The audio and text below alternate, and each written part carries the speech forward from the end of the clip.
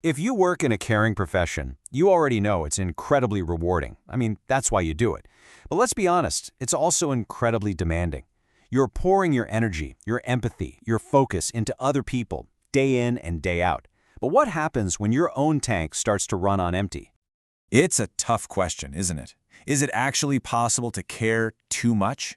Can the very thing that makes you so good at what you do, that deep well of empathy, also be the thing that starts to wear you down? Well, we're about to explore a phenomenon that says, yeah, it absolutely can.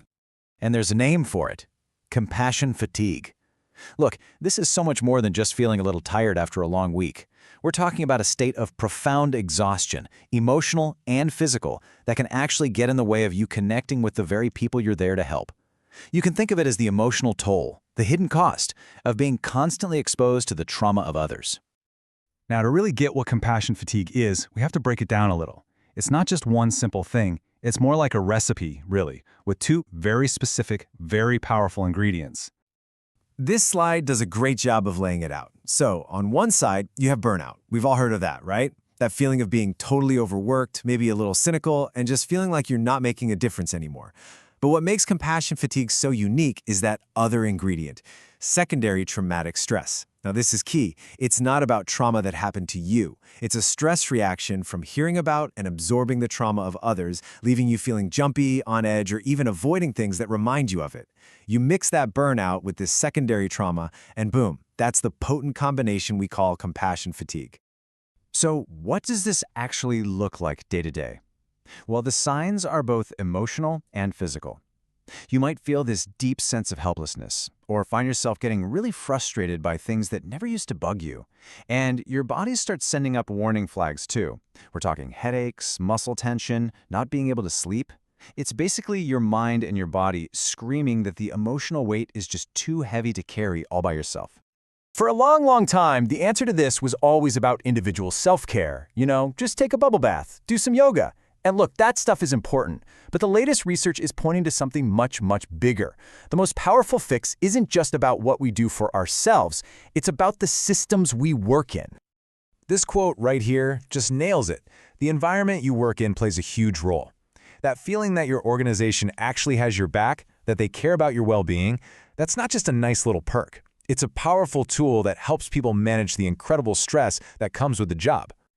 And this isn't just a warm and fuzzy idea. It is backed by cold, hard data. Study after study has found this significant negative relationship. Okay, so in plain English, what does that mean? It means the more support you feel from your organization, the less compassion fatigue you experience. It's that simple. That support acts like a powerful protective shield. And this slide shows the domino effect perfectly. It's a chain reaction. So step one, you've got these huge stressors at work, impossible demands, no work-life balance, you name it. Step two, all that stress starts to wear away at your belief that your organization supports you. And then step three, that lack of support is what swings the door wide open for compassion fatigue to walk right in. Okay, so let's turn this into an action plan. Knowing the cause is great, but what can we actually do? Well, the solution has to come from two directions at once. It's a plan for individuals, and it's a plan for the organizations they work for. All right, first let's talk about what you, as a person, can actually control. Building up your personal resilience is the foundation. It's the essential groundwork you have to lay to keep yourself strong. This means you've got to master the basics. Sleep, good food, moving your body. These are completely non-negotiable. But it's also about connection, building real relationships with coworkers who just get it. Maybe even finding a self-care buddy, and I mean actually taking your breaks. Plus, making a real effort to connect with your life outside of work. These aren't luxuries, They are essential maintenance for your own well-being. But here's the thing. Individual efforts can only go so far. For this kind of care to be truly sustainable, the organization has to meet you halfway. And that's where leadership becomes absolutely critical. Leaders can build that organizational support shield in really practical ways. I'm talking about creating safe spaces for staff to talk openly, promoting peer support, providing real, easy access to mental health resources, and actively, out loud, encouraging people to take their breaks. It's about changing the whole culture from one of just tough it out to one of we've got your back.